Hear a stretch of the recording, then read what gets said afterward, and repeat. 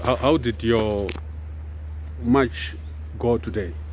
So we have notified the Zimbabwe Republic Police of our intention to have a march, a procession, a protest on 22 July, where we need to hand off our petition to the Zimbabwe Human Rights Commission and the Parliament of Zimbabwe.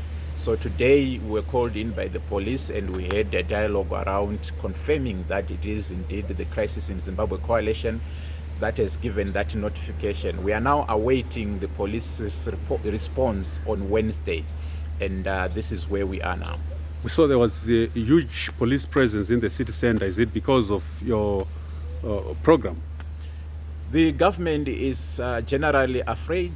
It's afraid of the people. It's afraid of the citizens. We understand that the government is failing to provide public services. It's failing to provide decent wages.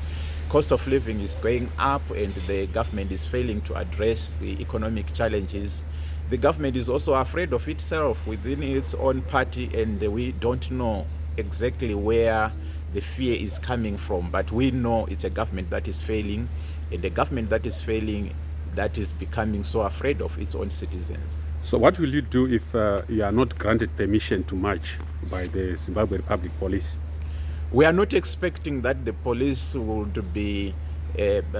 deny us the opportunity to exercise our constitutional rights, because these are rights that are enshrined in the Constitution, and there is nothing in law that the police can use against us. We've notified them on time, and they've not raised any concern about our process. So we are expecting them to allow us to have our procession.